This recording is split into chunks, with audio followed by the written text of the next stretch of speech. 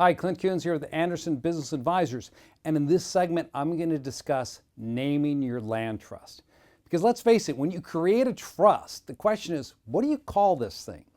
Well, if you recall from the 5 things that you should never do with a land trust, or the 5 top mistakes, I don't know if you've watched that session yet. One of the things I mentioned in there is about never call it a land trust. And so let's take land trust right out of your vocabulary. Whenever you decide on a name for your trust document, always just use the word trust after whatever you come up with. Now, you may want to be creative. Like I worked with a client one time who thought that they would name their trust after different colored frogs. So this person, she had the green frog, red frog, blue frog, brown frog, black frog, orange frog, purple frog, you name it, pink frog trust, all these different frog trusts created. And into them she put specific properties. Well, I counseled her not to do this, but for whatever reason, she's a frog lady. And about 2 years after we made these transfers and everything was set up in the name of all these frog trusts, she got concerned. She couldn't remember which property was in which trust. She had lost her documents. She called me up and complained that she didn't know. And I said, well, therein lies your problem. I don't know what's in the black frog trust because nothing ties back to the actual property itself, so it's confusing. So you should always use this rule of thumb.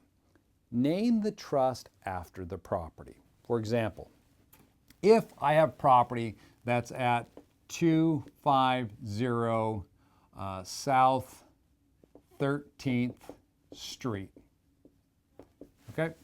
So when I'm going to choose my land trust name for this property, what I might do is this, 250 South Trust. That's the name I'll use. Now I can associate the property that's going in there with the trust name. So all I have to do is look at the trust name and I know which property is in the name of that trust.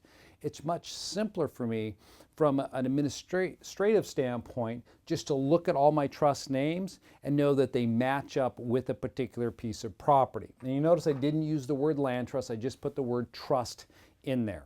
Now something else to keep in mind is that when you're taking title, when you're naming these trusts and you're taking title in the trust name, you don't just deed the property to the 250 South Trust. You have to deed it to the trustee. And so if you watch the session on who should be your trustee, I talk about what the considerations you have in finding a trustee for your trust. But let's assume that I was the trustee. So what you would have here, if I was the trustee of this trust, title would be taken as Clint Coons, all right, trustee of the 250 South Trust, dated, you got to put the date that the trust was signed. Let's say this was March 1st, 2017. So that's how title would read for purposes of transferring your real estate. But as you see here, here's the name of the trust, here's the name of the trust. You can then associate back the property to that particular trust name. You're free to choose any name you want. It's not like limited liability companies where you have to check with the Secretary of State to see if that name's available. With trusts, it's wide open. You pick any name you want at any time and just we fill out the paperwork accordingly and draft the trust with the name that you've chosen. Hope that cleared up some confusion you may have with regarding naming your trust. My name's Clint Coons with Anderson Business Advisors.